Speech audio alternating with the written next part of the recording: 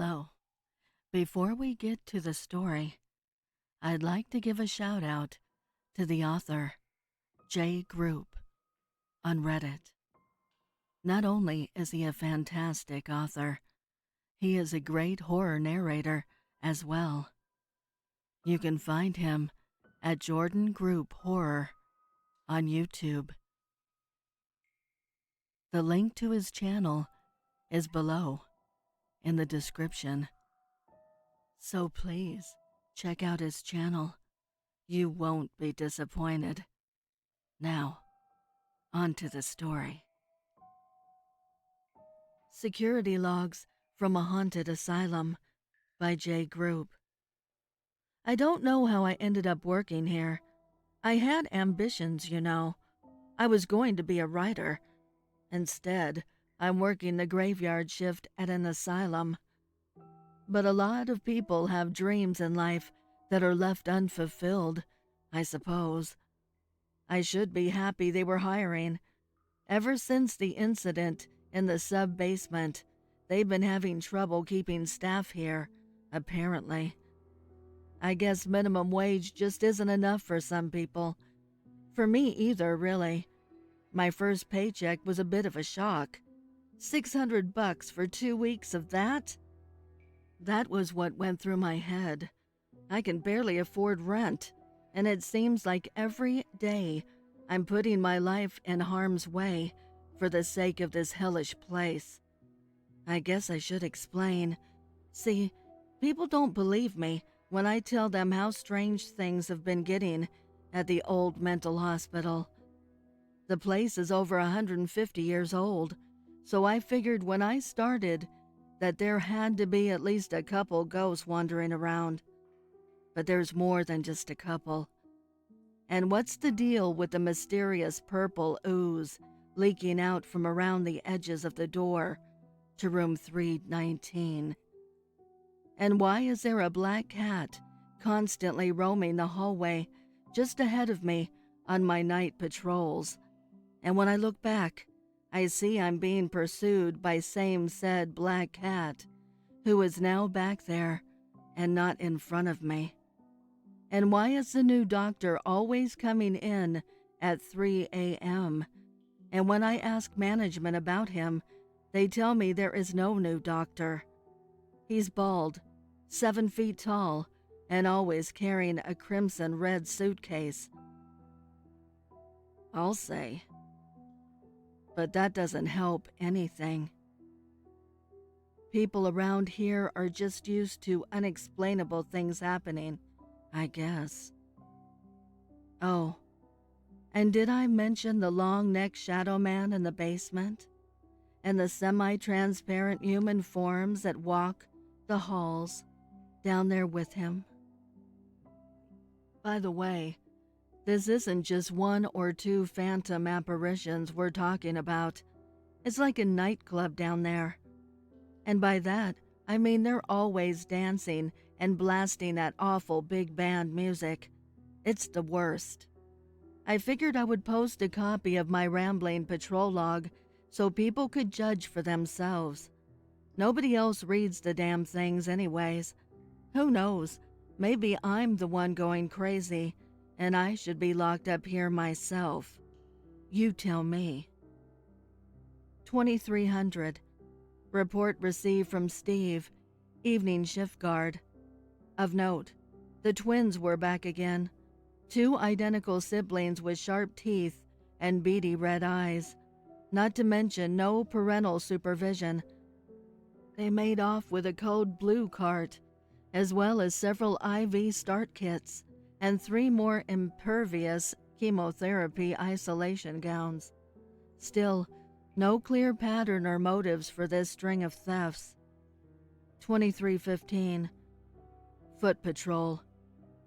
Found the decapitated heads of 37 rats in the basement, arranged carefully on the floor. Appeared to be spelling a message, written in the dead vermin. But Ryder noticed this too late and had already cleaned most of them up. Unsure what message was saying. It's probably nothing, though. 2330. Ryder called to investigate loud music being played in the auditorium. The space was found to be inhabited by several hundred semi-transparent forms who appeared to be engaged in a massive ghost orgy. Attempts to make contact to persuade said phantoms to lower the volume of their terrible music were greeted with hostility and threats of bodily possession, so Ryder chose to withdraw from the situation, citing personal safety. The patients will just have to deal with the noise. 2345. Century Manor, front door, found to be ajar once again. This is the third time this week, despite the fact that there are padlocks and deadbolts keeping it shut. Ryder would like to believe it's just crackheads again, were it not for the little girl up in the window, smiling creepily, with pale blue glowing eyes. Perhaps she got a key for the place somehow. Maintenance is going to have to change the locks again. 12:15. Relief for the E3 guard break. Ramon, the other guard, is reporting that his security booth is causing him to feel increasingly claustrophobic. Ryder notices that the room appears noticeably smaller than previously. A steady grinding noise is also present and difficult to ignore, causing fillings in Ryder's teeth to fall out. 12:45. Ramon reluctantly returns from his break, saying the room had shrunk by several feet just this week, causing him to move everything to the now crowded center of the room. Work order filled out by Ryder and left in Dropbox outside basement level maintenance office, as per protocol. 1:45. Report received of a man standing in the middle of the baseball field near Century Manor. Ryder responded to scene and found a faceless shadow form with abnormally long neck, bulbous fingers, and scrawny skeleton arms, but no other discernible features. Security hailed visitor and asked them to identify themselves or to leave the property. Shadowy form stuck up middle finger of right hand and proceeded to walk through the chain link fence and into the trees beyond, exiting the property. Fence was found to be intact with no visible gaps on inspection. 2 o'clock. Code yellow. Missing patient reported. SK. Patient from E3, high security forensic unit. Escaped by breaking exterior window of isolation room with his bare feet and then jumping from the high window into a nearby tree. Individual fled and ran into the parking lot. Staff reported code yellow, since patient is high risk for violent crimes. Usually, they don't even bother. None of us are going to look for him either, because nobody is paying me enough for that shit. 2:30. Ramon insists on another break for the purposes of urination and overall sanity. Ryder takes over access control duty for E3 in the somehow even smaller than before security booth. The grinding sound is now louder, and Ryder notices that objects near the periphery of the room are half absorbed into the walls, with no regard for physics or the laws of nature. Half of the security camera monitors are now gone, and this may present a problem when it comes to identifying staff members for the purposes of access control. On-call maintenance supervisor notified by telephone, and he stated he would be in soon to see what he could do about the situation. 3:45. The access control booth is now the size of a small bathroom, and Ramon is concerned about re-entering for his own safety.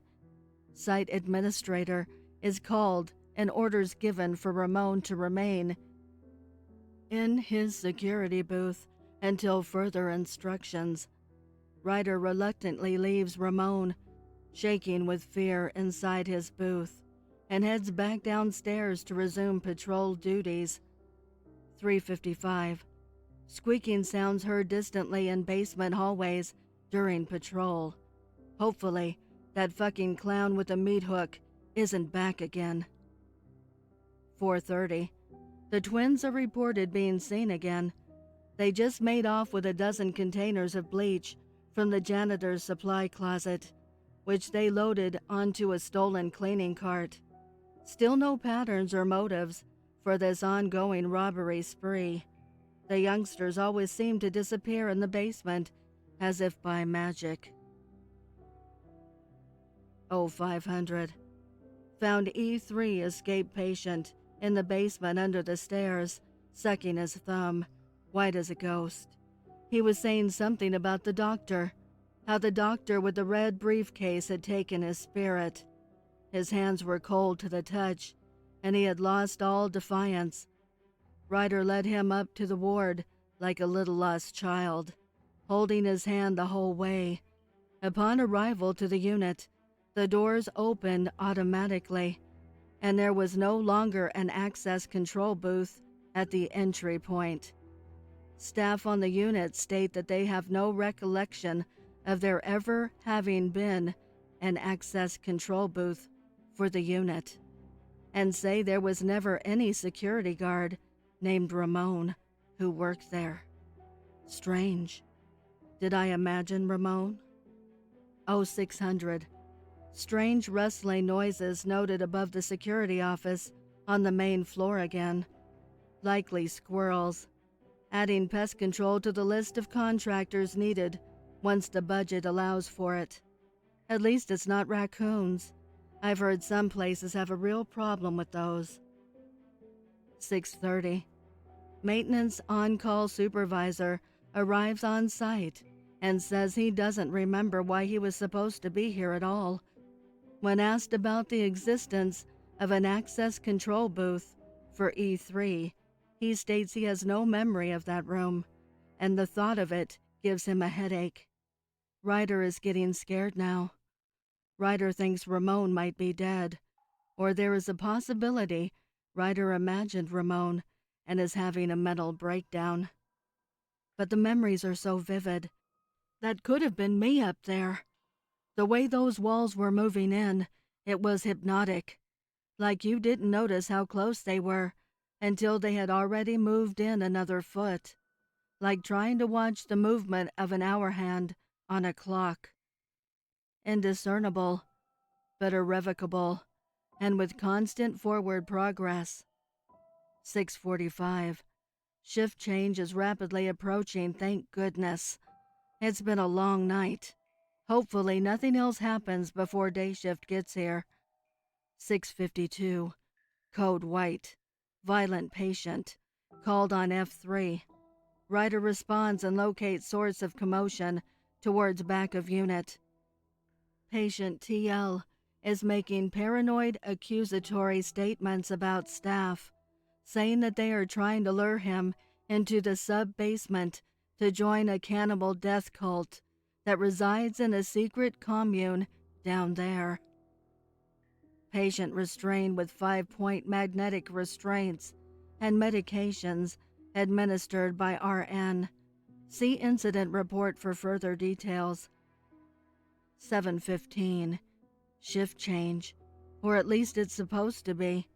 The day shift guard's name is David, and he still hasn't shown up yet. 8:30. Still no sign of David. Time for another patrol. At least, no more relieving Ramon for his pee breaks. That grinding noise was interminable. 9:25. Ryder must be overtired. Continually seeing a little girl with glowing blue eyes in the basement, peeking from around corners and giggling.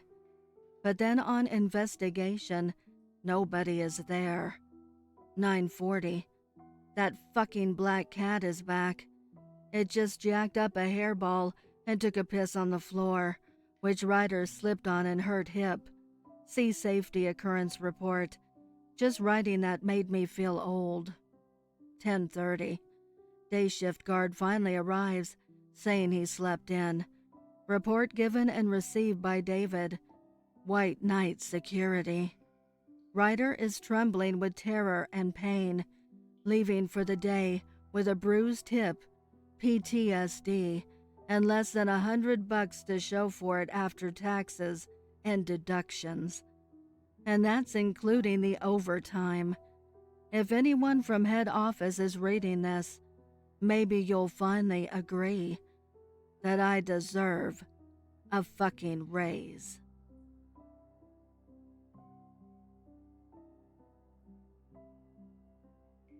I would like to give a heartfelt thank you to the special friends of the channel for your overwhelming generosity.